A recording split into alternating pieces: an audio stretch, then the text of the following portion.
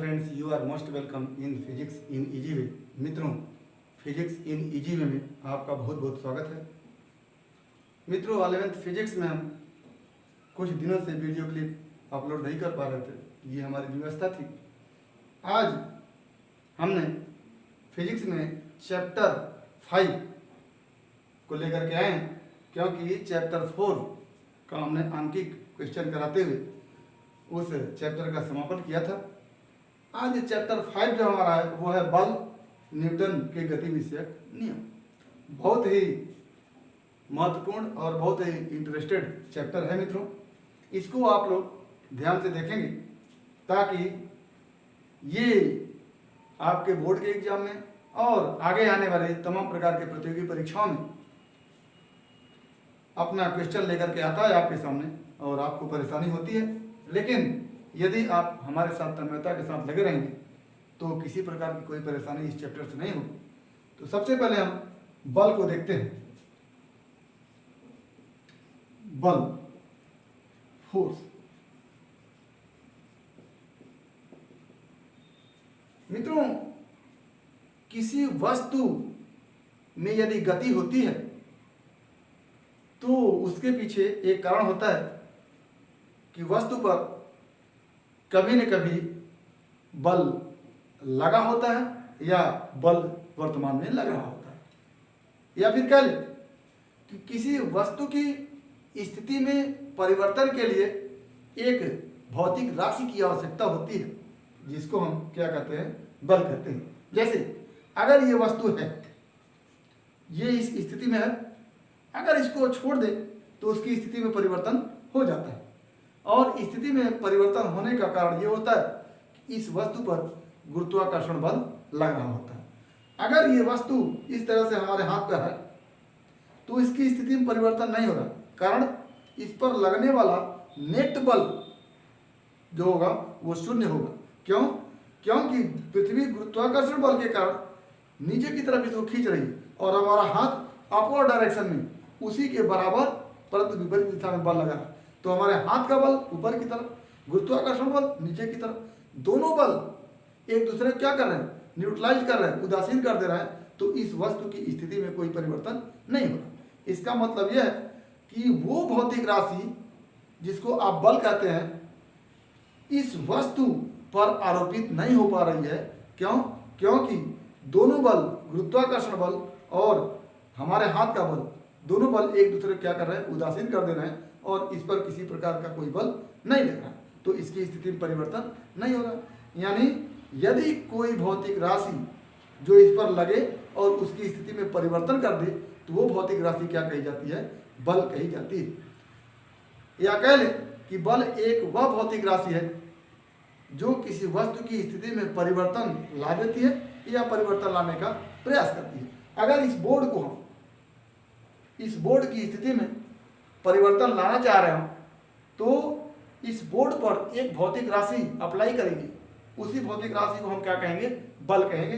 तो इस बल से वस्तु को क्या करेंगे, इस बोर्ड को क्या करेंगे, पुश करेंगे, लेकिन इसकी स्थिति में परिवर्तन नहीं हो रहा। तो ये भौतिक राशि जिसको हम बल कह रहे हैं, ये इस बोर्ड पर आरोपित तो हो रहा है लेकिन उसकी स्थिति में परिवर्तन नहीं ला रहा।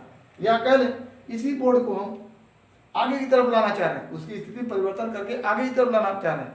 तो क्या कर रहे हैं, हम इस बोर्ड को आगे की तरफ खींचने का प्रयास करेंगे। या वो भौतिक राशि जो इस वस्तु की स्थिति में परिवर्तन लाने का प्रयास करेगी वो क्या है, खिंचाव है।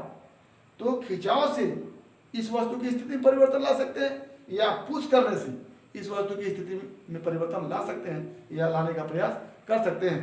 तो यही खिंचाव, यही पुश क्या कहलाता है, बल कहलाता है। तो बल की एक छोटी सी परिभाषा बन के आएगी कि बल वह धक्का, पुश या खिंचाव, पुल है जो किसी वस्तु की स्थिति में परिवर्तन ला देता है या परिवर्तन लाने का प्रयास करता है। इस वस्तु की स्थिति में हम परिवर्तन लाना चाहें, ये इस स्थिति में इसको और ऊपर उठाना चाहें तो इसमें क्या करेंगे, धक्का देंगे, पुश करेंगे ताकि ये ऊपर की ओर जाए। तो यही पुश क्या है, बल है। यदि वस्तु को नीचे लाना चाहेंगे तो नीचे की तरफ लाने का प्रयास करेंगे। यही पुश क्या है, बल है जो इस वस्तु की स्थिति में परिवर्तन ला देगा। पृथ्वी खुद इस वस्तु पर एक खिंचाव आरोपित करती है, जिस खिंचाव के कारण वस्तु की स्थिति में क्या होता है, परिवर्तन आ जाता है।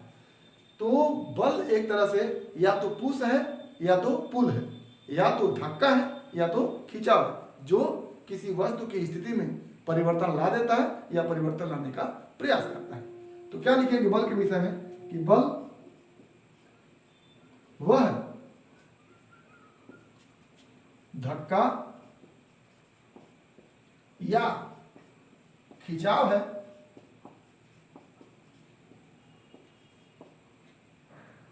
जो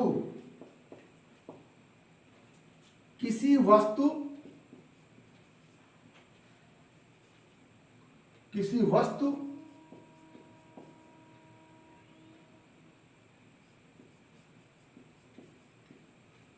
की स्थिति में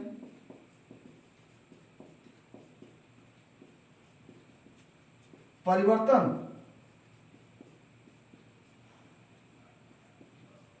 ला देता है या लाने का प्रयास करता है, लाने का प्रयास करता है। क्या हो गया, बल वह धक्का या खिंचाव है जो किसी वस्तु की स्थिति में परिवर्तन लाने का प्रयास करता है या परिवर्तन ला देता है, वही क्या है, बल। ये बल की छोटी सी सैद्धांतिक परिभाषा होगी। आगे हम बल की और परिभाषा भी देखेंगे, या इसी में हम बल को लिख सकते हैं कि बल वह भौतिक राशि है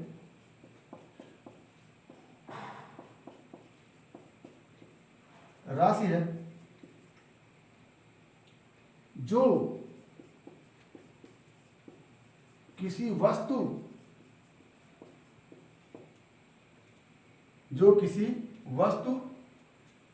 की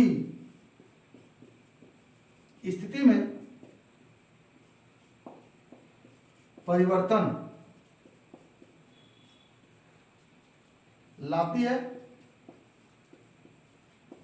या लाने का प्रयास करती है।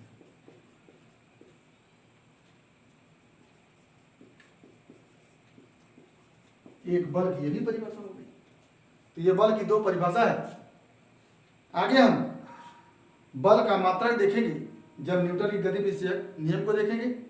इसमें एक और चीज लिख सकते हैं कि बल एक सदिश राशि है। बल एक सदिश राशि है।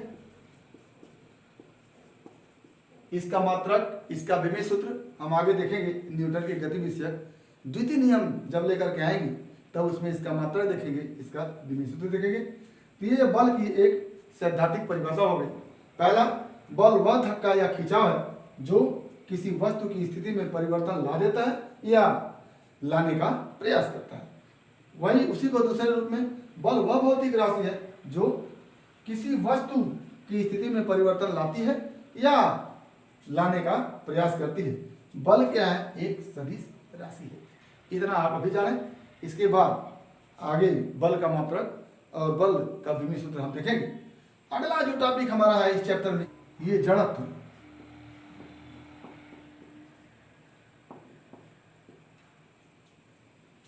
इनर्शिया, जड़त्व, इनर्शिया।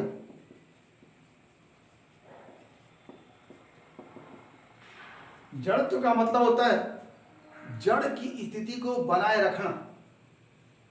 जड़ की स्थिति को बनाए रखना यानी अपनी जो भी स्थिति है उस स्थिति को बनाए रखने का गुण ही क्या कहलाता है, जड़त्व कहलाता है। यानी प्रत्येक वस्तु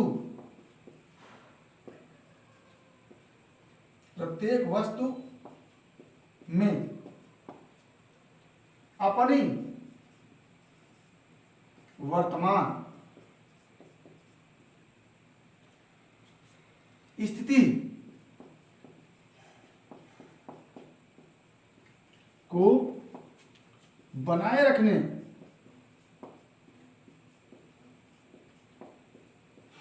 का गुण होता है। इसी गुण को जड़त्व कहते हैं। इसी गुण को जड़त्व कहते हैं। जैसे इसको आप इस तरह समझें कि यदि कोई वस्तु स्थिर है तो वो चाहेगी कि हम स्थिर अवस्था में ही रहे, और यदि कोई वस्तु गति कर रही हो तो वह चाहती है कि वह गति की अवस्था में रहे। यानी कोई वस्तु जिस भी अवस्था में है या कोई वस्तु जिस भी स्थिति में है, उस स्थिति को बनाए रखने का गुण उसके अंदर होता है। इसी गुण को क्या कहते हैं? जड़त्व कहते हैं। और वस्तु में जड़त्व का गुण उसके द्रव्यमान पर निर्भर करता है। वस्तु का द्रव्यमान जितना अधिक होगा उसमें जड़त्व का गुण, उसमें अपनी स्थिति को बनाए रखने का गुण उतना ही अधिक होगा। वस्तु का द्रव्यमान जितना कम होगा उसमें अपने स्थिति को बनाए रखने का गुण उतना ही कम होगा। यानी जिस वस्तु का द्रव्यमान अधिक होगा उसमें जड़त्व का गुण अधिक होगा, या कह लें कि उसमें अपनी स्थिति को बनाए रखने का गुण अधिक होगा। और जिस वस्तु का द्रव्यमान कम होगा उसमें अपनी स्थिति को बनाए रखने का गुण, या कह लें जड़त्व का गुण कम होगा। तो क्या लिखेंगे? किसी वस्तु में जड़त्व का गुण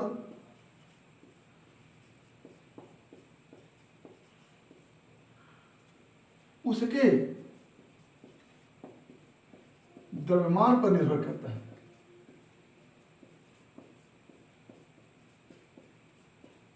निर्भर करता है। जिस वस्तु का द्रव्यमान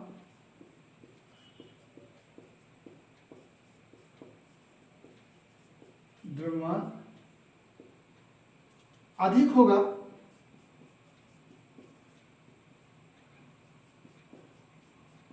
उसमें जड़त्व का गुण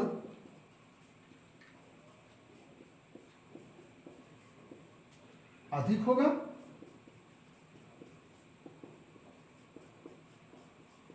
और जिस वस्तु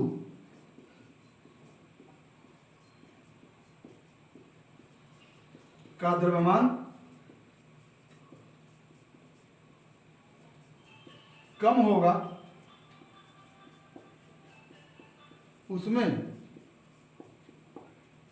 जड़त्व का गुण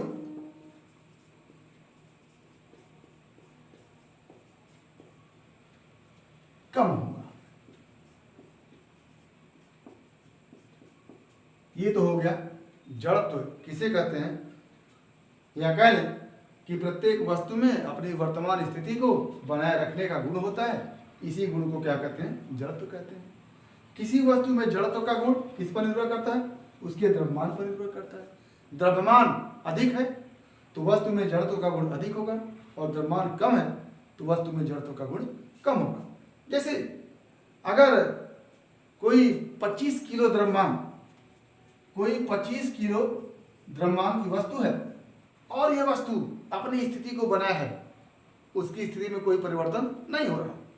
अगर इसकी स्थिति में परिवर्तन करना चाहे तो उस पर एक बल लगाएंगे और वस्तु अपनी स्थिति में बने रहना चाहेगी, और हम बल लगाकर वस्तु की स्थिति में परिवर्तन करना चाहेंगे। तो अगर वस्तु का द्रव्यमान अधिक है तो ये मजबूती के साथ अपनी स्थिति को बनाए रखना चाहेगी, हमको ज़्यादा बल लगाना पड़ेगा इसकी स्थिति को परिवर्तन करने के लिए। और यदि वस्तु 5 kg है तो इसकी स्थिति में परिवर्तन लाने के लिए हमको जो बल लगाना पड़ेगा वो कम लगाना पड़ेगा। यानी ये 5 kg की वस्तु अपनी स्थिति को बनाए रखने के लिए कम बल लगाएगी हमारे विरुद्ध, और ये वस्तु अपनी स्थिति को बनाए रखने के लिए हमारे विरुद्ध ज़्यादा बल लगाएगी। यानी जो वस्तु अपनी स्थिति को बनाए रखने के लिए ज़्यादा लगाए गए बल के विरुद्ध बल लगाती है तो उसमें जड़त्व का गुण ज्यादा होता है, और जो वस्तु अपनी स्थिति को बनाए रखने के लिए हमारे बल के विरुद्ध कम बल लगाती है उस वस्तु में जड़त्व का गुण कम होता है। कहने का आशय यह है कि यदि वस्तु का द्रव्यमान अधिक है तो अपनी स्थिति को और मजबूती से बनाए रखेगी, और यदि वस्तु का द्रव्यमान कम है तो वो अपनी स्थिति को कम मजबूती से बनाए रखने का प्रयास करेगी। यही कारण है कि 25 किलोग्राम की वस्तु को फैलने के लिए ज़्यादा बल लगाते हैं, क्योंकि वो ज़्यादा मजबूती के साथ अपनी स्थिति को बनाए, और 5 किलोग्राम की वस्तु को हटाने के लिए, उसकी स्थिति में परिवर्तन के लिए हमको कम बल लगाना पड़ता है, क्योंकि वो अपनी स्थिति को बनाए रखने के लिए कम जड़त्व का गुण रखती है। तो सीधी सी बात है कि जिस वस्तु का द्रव्यमान अधिक होगा उसमें जड़त्व का गुण अधिक होगा, और जिस वस्तु का द्रव्यमान कम होगा उसमें जड़त्व का गुण कम होगा। अब हम जड़त्व से संबंधित कुछ उदाहरण लेते हैं। जैसे यदि हम किसी बाइक पर सवार हो या किसी वाहन में चल रहे हो तो गति की अवस्था में हमारा पूरा शरीर गतिशील होता है, और वो उसकी स्थिति बनी हुई है कि वो गति की स्थिति में है। ठीक, एकाएक जब कहीं ब्रेक लग जाता है तो हमारे शरीर का वो हिस्सा जो वाहन के संपर्क में होता है उस पर तो बल लगता है, वो उसकी स्थिति में परिवर्तन होता है, यानी वो गति की अवस्था से स्थिर अवस्था में आ जाती है। लेकिन ऊपर का हिस्सा जिस पर कोई बल नहीं लगता है वो उसी गति से आगे की तरफ बढ़ती रहती है। तो ऊपर के हिस्से पर कोई बल नहीं लगा, वो अपनी स्थिति को बनाए आगे की तरफ जा रही है, लेकिन नीचे की स्थिति पर वाहन के ब्रेक के कारण बल लग गया, वो अपनी स्थिति में परिवर्तन ला दे रही है। जैसे ये व्यक्ति है और ये इस तरह से बैठा हुआ है, तो जब ब्रेक लगता है तो वाहन पर ब्रेक लगता है और इसका निचला हिस्सा संपर्क में है सीट के, तो निचले हिस्से पर बल लगता है और वो रुक जाता है, लेकिन ऊपर का हिस्सा अपनी स्थिति को बनाए रखने के कारण उसी वेग से आगे बढ़ता है। तो ऊपर का हिस्सा आगे बढ़ता है और नीचे का हिस्सा रुक जाता है। कारण क्या होता है? कारण ये होता है कि व्यक्ति इस स्थिति में आ जाता है, यानी ब्रेक लगने पर व्यक्ति आगे की तरफ झुक जाता है। तो यह हमारा जड़त्व का एक उदाहरण है। जड़त्व के कारण व्यक्ति का पूरा शरीर गतिशील है गति की अवस्था में, परंतु ब्रेक लगने के कारण जो पार्ट उसका वाहन के संपर्क में है वो पार्ट तो रुक जाता है, लेकिन जड़त्व के कारण ऊपर का पार्ट उसी वेग से गतिशील रहना चाहता है, अपनी स्थिति को बनाए रखना चाहता है, क्योंकि उसमें जड़त्व का गुण है। तो ये पार्ट आगे की तरफ बढ़ता है और जो पार्ट वाहन के संपर्क में रहता है वो रुक जाता है। तो ऐसी स्थिति में व्यक्ति क्या होता है? आगे की तरफ झुक जाता है। बस वही स्थिति होती है कि वस्तु आराम से बैठा हुआ है, वाहन गतिशील नहीं।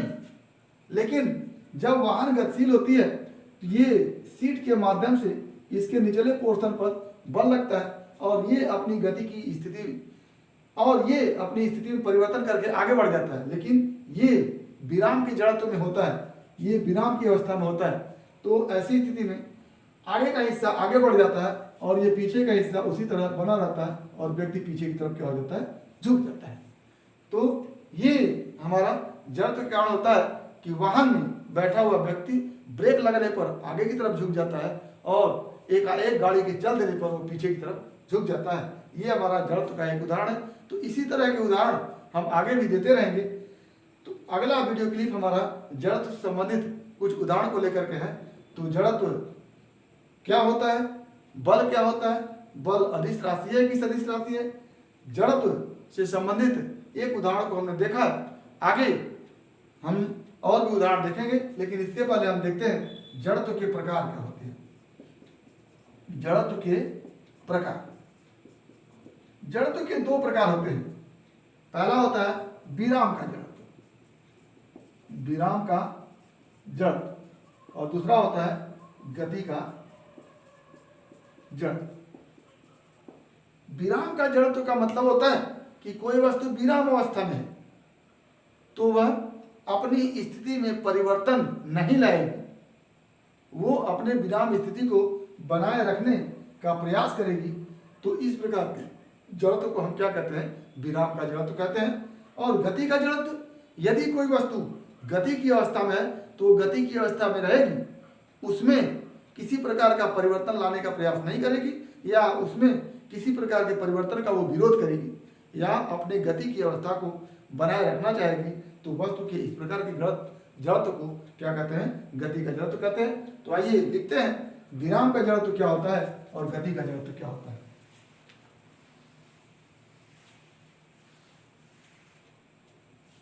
तो जड़त्व दो प्रकार के होते हैं। जड़त्व दो प्रकार के होते हैं। दो प्रकार का होता है। पहला विराम का जड़त्व।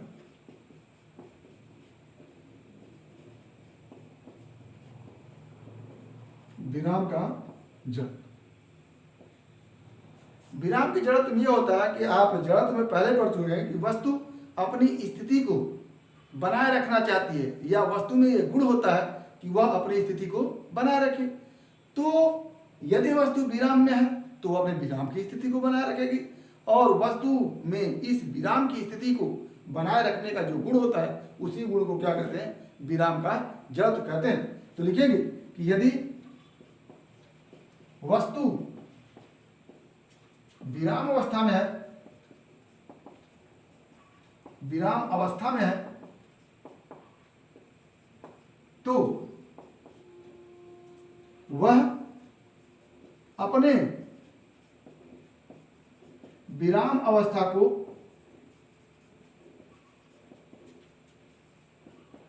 बनाए रखना चाहेगी या वस्तु में विराम अवस्था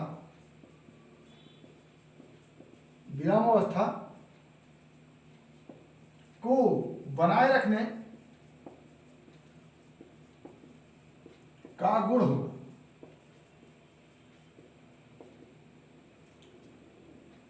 और वस्तु इस अवस्था में परिवर्तन संबंधी कारक जैसे बल का विरोध करेगी। वस्तु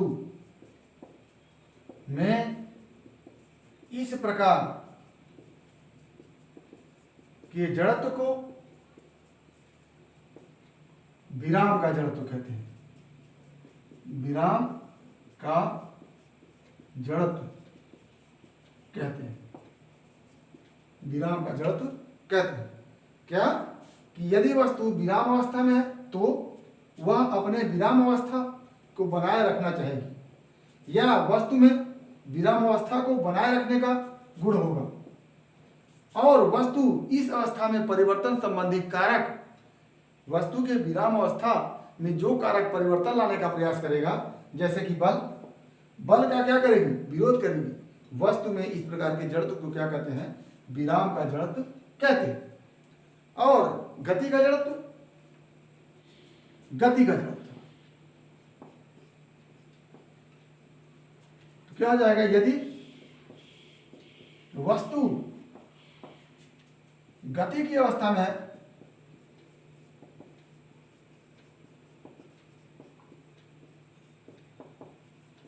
तो वह अपनी गति की अवस्था को बनाए रखेगी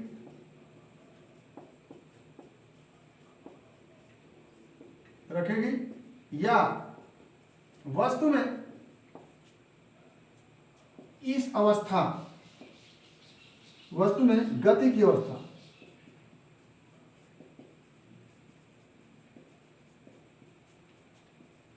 को बनाए रखने का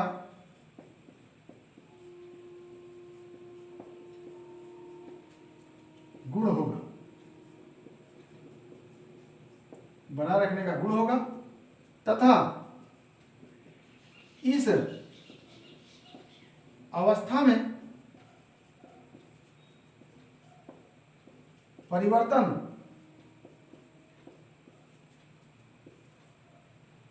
के कारक का वस्तु विरोध करेगी, विरोध करेगी वस्तु के इस जड़त्व के गुण को, वस्तु में इस प्रकार के जड़त्व को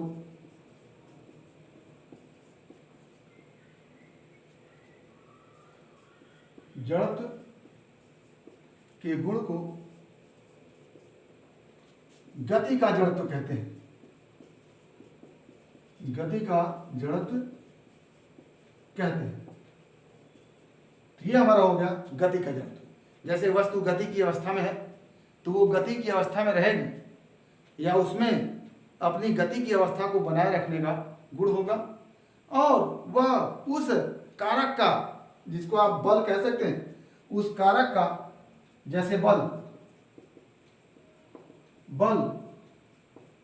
उस कारक जैसे बल का विरोध करेगी। वस्तु में इस प्रकार के जड़त्व के गुण को क्या कहेंगे? गति का जड़त्व कहेंगे। तो ये हमारा हो गया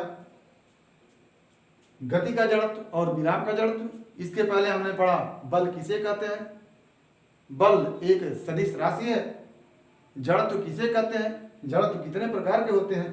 तो इस तरह से हमने आज चैप्टर बल एवं न्यूटन के गति विषयक नियम में तथ्य, बल, जड़त्व और जड़त्व के प्रकार को देखा। उम्मीद करते हैं कि हमारा ये वीडियो क्लिप आपको समझ आया होगा, और यदि किसी प्रकार की कोई समस्या है तो आप हमारे YouTube चैनल के कमेंट बॉक्स में कमेंट करेंगे या फिर हमारे व्हाट्सएप नंबर पर कॉल करके अपनी समस्या का समाधान करेंगे।